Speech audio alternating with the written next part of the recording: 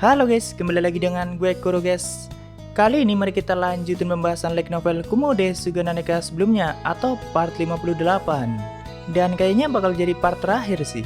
Jadi yang belum nonton part sebelumnya, gue saranin kalian buat nonton dulu biar lebih enak memahami alur ceritanya. Oke, langsung aja kita masuk ke konten.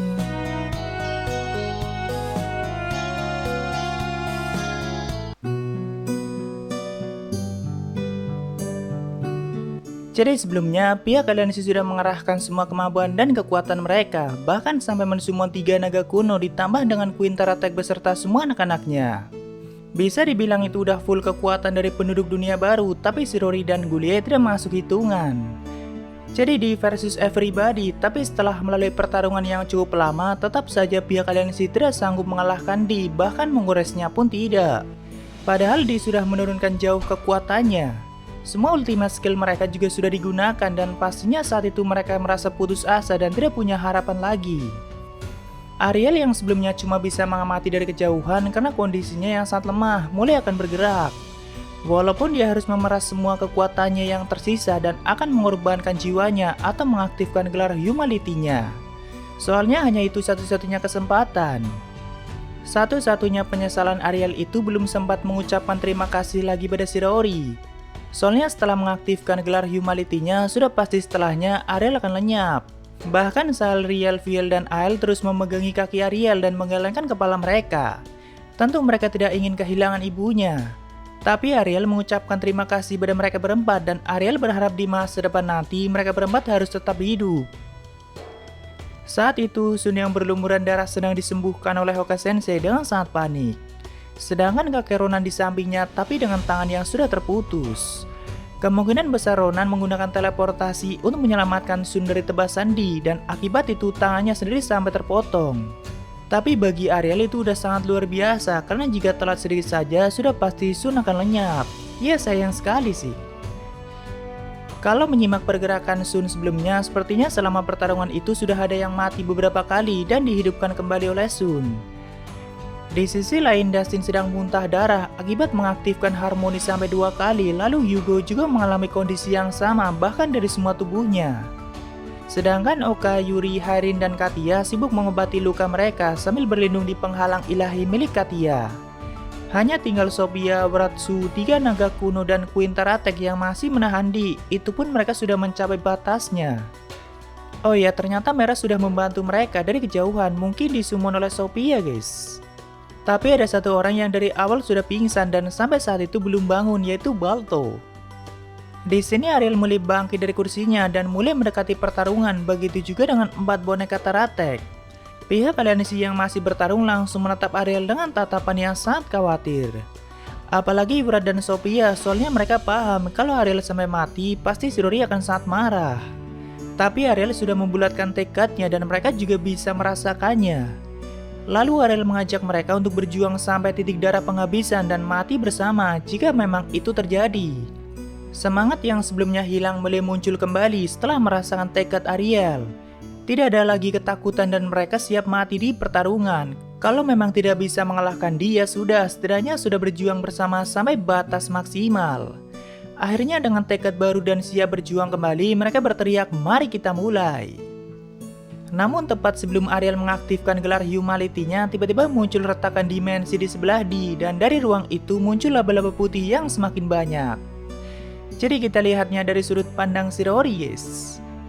Ya udah beberapa chapter dia sama sekali tidak dimunculin, Gulie yang ngajakin berdua mulu sih. Jadi setelah bertarung sangat lama, saat itu setengah dimensi Gulie sudah dilahap oleh jutaan laba-laba Shirori. Tentu kekuatan Shirori sudah tidak terlalu ditekan pada saat awal mereka bertarung. Bahkan Gulie sudah kehilangan banyak sekali energi dan pastinya dia semakin lemah. Tapi tidak untuk Shirori yang bisa melahap energi lain. Ternyata Gulie lebih lemah dari yang aku pikirkan. Begitulah Shirori mengatakannya. Ya dia selalu sombong seperti biasa. Tapi ya wajar kalau dia sombong. Arena bertarungnya aja di dimensi Gulie dan di tengah pertarungan Gulie mendapat buff yang gila-gilaan. Padahal tanpa buff aja energi Gulie sudah jauh lebih besar dari Shirori. Tapi tetap pada akhirnya Gulie tidak mampu mengalahkan Shirori, bahkan waktu itu dia hanya tinggal menunggu kekalahan. Shirori dan Di emang gak jauh beda sih. Padahal nggak sebanding dengan lawannya, tapi tetap bisa memenangkan pertarungan. Di sepanjang pertarungan sebenarnya Shirori sambil menyimak pembicaraan Sun lewat satu laba-laba putih yang selalu dibawa oleh Sun untuk mengetahui situasinya. Jadi walaupun laba-labanya tidak bisa bergerak, tapi Shirori bisa menangkap percakapan mereka lewat itu. Dan dari sudut pandang Shirori, semua peristiwa yang dialami oleh Sun itu sangat aneh. Simpelnya hampir semuanya seperti kebetulan. Secara kebetulan dia bisa keluar dari pulau terpencil, lalu 3 naga kuno mendukungnya, dan kebetulan juga bertemu dengan gerombolan Oka Sensei lalu sampai ke tempat D. Tapi saat Shirori tahu D berulah lagi, dirinya sangat kesal. Kenapa lagi-lagi D ikut campur, padahal kemenangan sudah di depan mata dan hanya menunggu Gulia tumbang, lalu lanjut ke rencana tahap akhir. Ya, dia sangat kesal sama D sih. Tapi Shirori cuma tahu sedikit gambaran situasinya, tidak secara detail keseluruhan guys. Mungkin laba-laba putihnya tidak selalu bisa menangkap semua pembicaraan Sun dan yang lainnya bersama D. Namun ya dia tahu harus cepat datang ke domain milik D sebelum semuanya terlambat. Butuh waktu yang sangat lama bagi Shirori untuk menjelaskannya pada Gulie supaya dia mengerti dan mau melakukan gencatan senjata. Sampai akhirnya Gulie mau melakukannya dan Shirori segera pindah ke tempat D. Di saat yang bersamaan dia memanggil sabit putih yang sebelumnya tidak bisa dia gunakan akibat ditahan oleh Gulie. Tanpa basa-basi, Shirori langsung muncul di sebelah D dan langsung mengayunkan sabit putihnya, bahkan sampai membabi buta karena dia sangat kesal.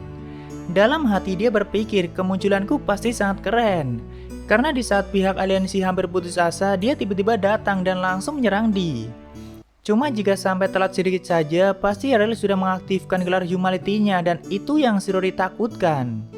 Tapi kayaknya saat itu kekuatan D sudah kembali semula, soalnya dia sama sekali tidak terluka setelah Shirori mengkombonya dengan sabit putih.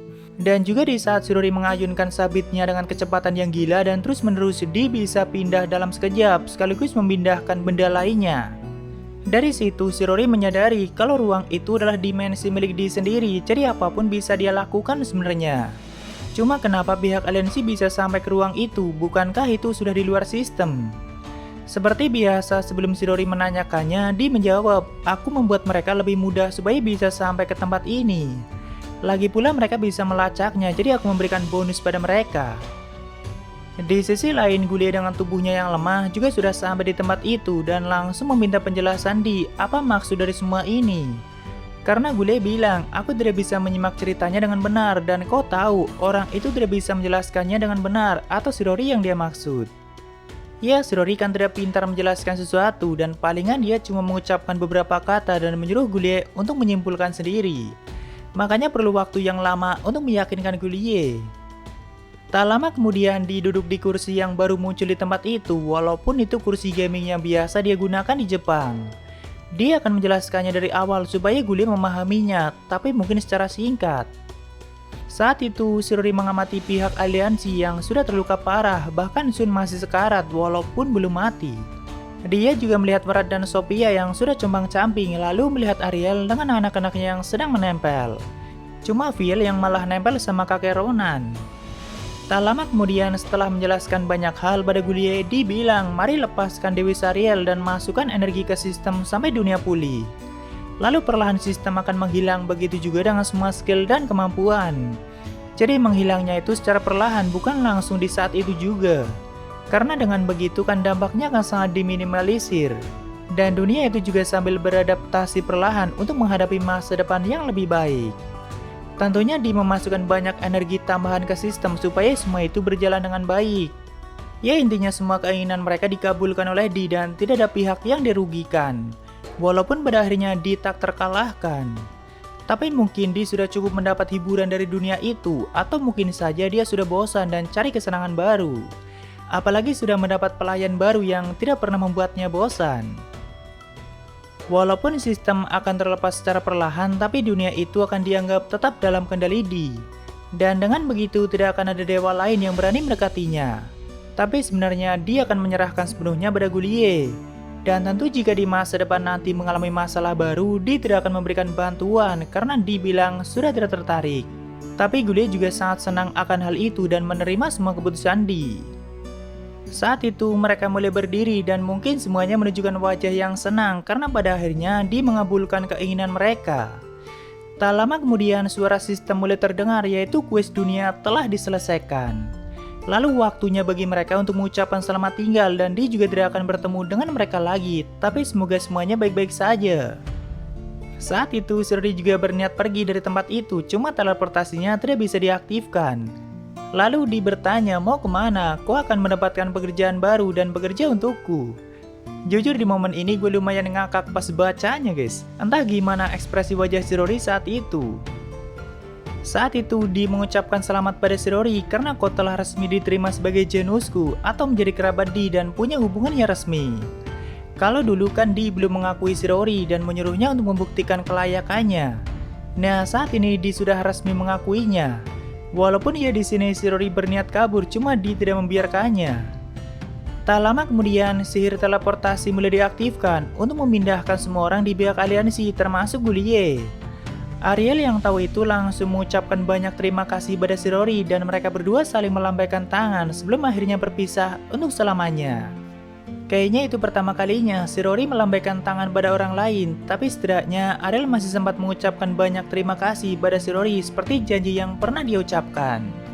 Namun bagaimana dengan Shirori sendiri? Tentu dia akan ikut dengan Di ke dunia bawah guys.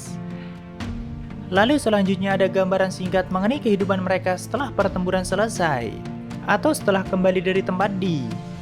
Dimulai dari Ariel. Setelah pertempuran selesai, Ariel menghilang di suatu tempat, tapi dikatakan dia menghabiskan sisa hidupnya bersama Dewi Sariel dan pasti itu merupakan suatu kebahagiaan baginya. Lalu Sophia juga menghilang di suatu tempat secara rahasia, namun dikatakan ada kediaman vampir di wilayah utara yang sangat dingin. Dan kastil itu tetap ada sampai jauh di masa depan. Sedangkan Merazobis dan Walt juga ikut bersama Sophia dan akan terus melayaninya.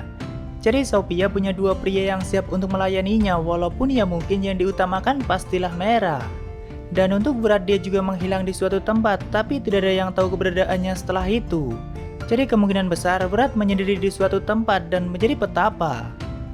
Lalu Sun kembali ke kerajaan Analaid dan membantu kakaknya yaitu Leston yang menjadi raja baru kerajaan itu. Bersama Katia, Su, Fei, dan juga Anna. Katia sendiri aktif menjadi putri bangsawan dan Fei menjadi pelindung kerajaan itu. Bahkan setelahnya dia dikenal sebagai binatang suci yang cukup dihormati. Untuk Su yang tergila-gila dengan kakaknya, pada akhirnya tetap menjadi lajang. Tapi dikatakan Su pernah dekat dengan seorang pria. Sedangkan Hugo juga menghilang di suatu tempat, tapi tidak pernah diketahui bagaimana nasibnya setelah itu.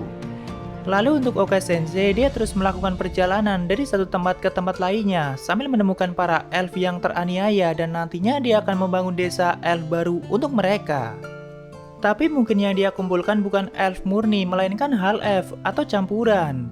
Karena mereka memang mendapatkan perlakuan yang sangat kejam dari semua orang dan memang dulu Shirori sengaja tidak membantai mereka. Hanya para elf murni yang semuanya dibantai oleh Shirori. Dan untuk Hayrin juga kembali ke Analaid dan bekerja sebagai kesatria kerajaan sampai di masa depan nanti dia naik pangkat menjadi kapten kesatria.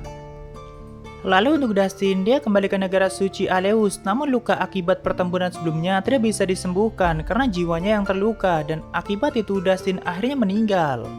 Tapi pada hari kematiannya suara lonceng agung sampai terdengar ke seluruh dunia untuk menghormati kematiannya. Ya dia sudah berjuang sangat lama, jadi sudah waktunya untuk istirahat. Gua rasa untuk Hugo dan Sun juga tetap menerima dampak dari penggunaan skill rulernya. Walaupun tidak dijelaskan, tapi gue yakin banget kalau jiwa Sun juga sudah terluka akibat terlalu banyak menggunakan skill mercy-nya. Jadi mungkin dia tidak punya umur yang panjang seperti halnya Dustin, walaupun tidak separah Dustin.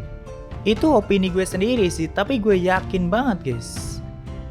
Lalu untuk Kunihiko dan Asaka tetap menetap di desa yang mereka tinggali sebelumnya yaitu Betavania. Mereka berdua sudah menikah dan hidup bersama dengan bahagia. Sama seperti impian mereka sebelumnya. Sambil mencari nafkah dengan cara bertani dan sebagainya. Ya selamat untuk Kunihiko dan Asaka. Dan untuk Yuri setelah pertempuran selesai dia menjadi revolusioner guys untuk agama Dustin sebelumnya. Jadi Yuri merevolusi agama itu menjadi agama baru yang menyembah Dewi Sariel dan Yuri yang menjadi paus agama itu sendiri. Terkadang dia juga mengunjungi kerajaan Analaid bahkan berteman baik dengan Suelesia dan juga Katia. Kusama Shinobu atau Sajin juga dipaksa oleh Yuri untuk menjadi kaki tangannya dan juga membantu Yuri merevolusi agama sebelumnya. Sedangkan kakek Ronan kembali ke Reksanan dan tetap menjadi penyihir kerajaan itu. Tapi setelah sistem menghilang di masa depan dan sihir juga menghilang, nama Ronan tetap dikenal dan menjadi pengaruh besar bagi budaya sihir di masa depan. Begitu juga dengan muridnya yaitu Aurel, walaupun diketahui Aurel tetap belum menemukan pasangan untuk menikah. Padahal dia sangat cantik dan juga seksi. Lalu di wilayah iblis, Balto berusaha keras membangun kembali rasnya dan menjadi pemimpin baru untuk ras iblis. Dibantu oleh Sanatoria dan juga Darat, tapi diketahui kalau Balto juga menikah dengan Sanatoria dan menjalani kehidupan yang bahagia.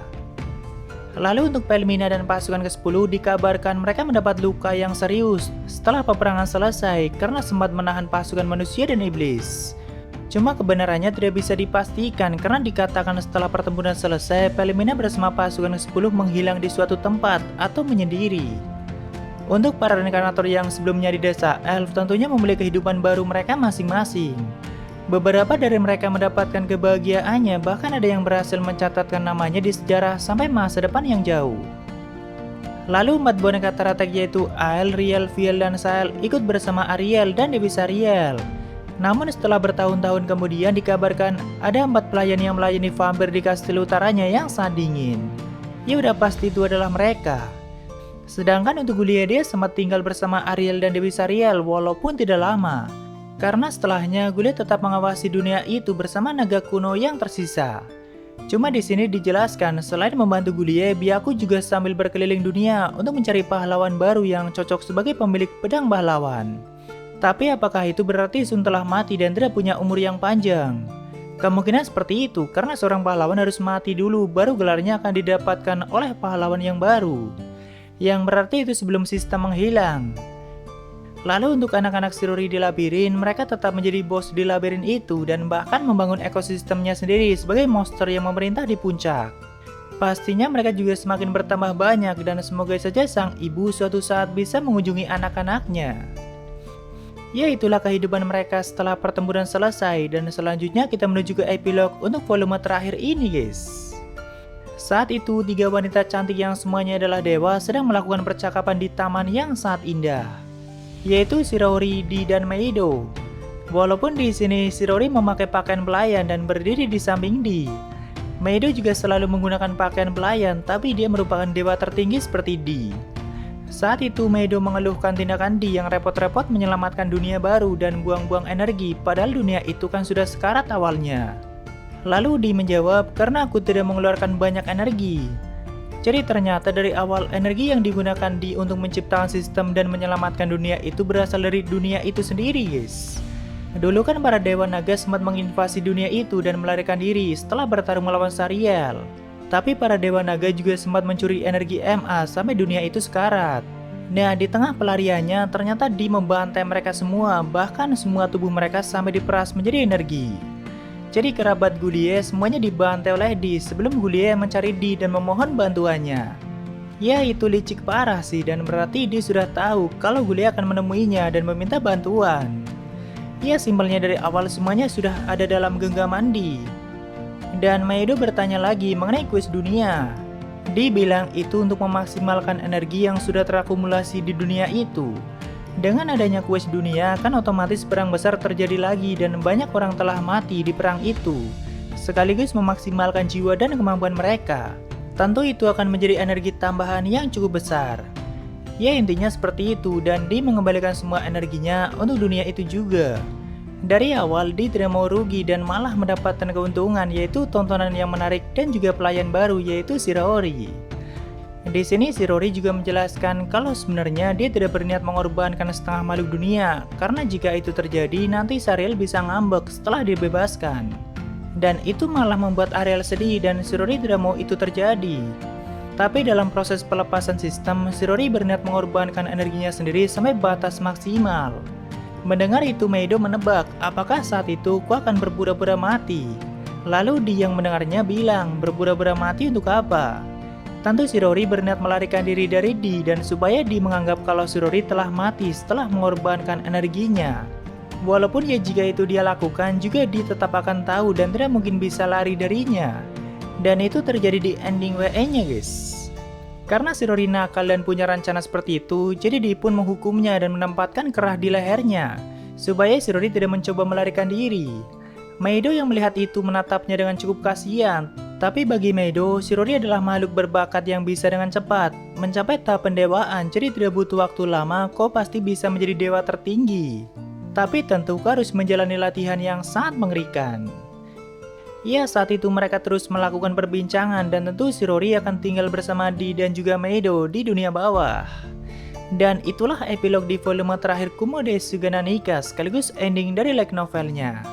Pada akhirnya semuanya berakhir bahagia, tapi bagaimana dengan Shirori sendiri? Tergantung kalian lihatnya bagaimana guys. Tapi ikut bersama Di dan hidup bersamanya juga merupakan salah satu keinginan Shirori, walaupun kalau ada kesempatan lari ya dia akan lari. Nanti deh kita bahas lagi mengenai ending WN dan LE-nya. Oke, waktunya Saberia. Ada dari Chalice Voldigood, kan ada pecahan paralel main milik Shirori di jiwa Ariel. Mungkin itu bisa jadi penentu besar buat Ariel menjadi dewa. Kalau jiwa Ariel belum rusak sih mungkin saja, tapi saat itu jiwa Ariel sudah sangat lelah dan juga butuh energi yang sangat besar. Tapi paralel main membantu banget sih, jika tidak ada itu pasti Ariel sudah mati pada saat melawan Potimas. Thank you Chalice. Lalu dari Sony Heryana, Bang Bas Tateno Yusa dong, kan nanti ada season 2-nya mau keluar. Iya deh nanti, tapi gue perlu baca lagi novelnya dan semoga nanti masih sempat bahas. Soalnya udah lumayan lama gak baca novelnya, thank you Sony. Dan dari Asedia, Lea Dale apakah bakal dibikin rangkumannya setelah Kumoko selesai? Enggak sih, karena ceritanya terlalu santai guys, dan kayaknya kalian bakalan bosan. Nanti gue bakalan bahas Skeleton Snake atau Geiko Tsugisama. Dan gue emang suka sekali ceritanya, dan nama lu juga ada di novel itu, yaitu Asedia yang artinya dosa kemalasan. Thank you Asedia. Lalu dari ini Sarah View, gak nyangka udah ngikutin pembahasan Kumoko dari awal sampai tamat di channel ini. Dan masih dari orang yang sama, thanks Min, ya sama-sama. Lalu next bahas kemampuan yang dimiliki Kumoko dong Min pas sudah jadi Shirori. Ya nanti untuk ngobatin rasa kangen sama Shirori guys. Lalu tapi tetap baik gue ngerasa LN Kumoko terlalu cepat tamat. Berasa ada yang kurang kalau tamat sekarang. Dan masih dari orang yang sama. Lah sabaran gue nih Min kayaknya. Pembahasan Kumoko sih yang bikin gue nangkring di ini channel. Thanks Min sekali lagi. Ya sama-sama, dan makasih udah selalu nyawer, dan gue juga gak nyangka bakalan bahas sampai tamat, tapi emang terasa cepet sih. Thank you nih Sarah View. Oke, itu semua dari Sabaria, makasih yang udah donasi, dan mungkin segitu aja untuk pembahasan kali ini. Jika ada kesalahan gue minta maaf, atau kalian bisa koreksi aja di bawah. Dan sampai ketemu di video lainnya, salam kuru guys.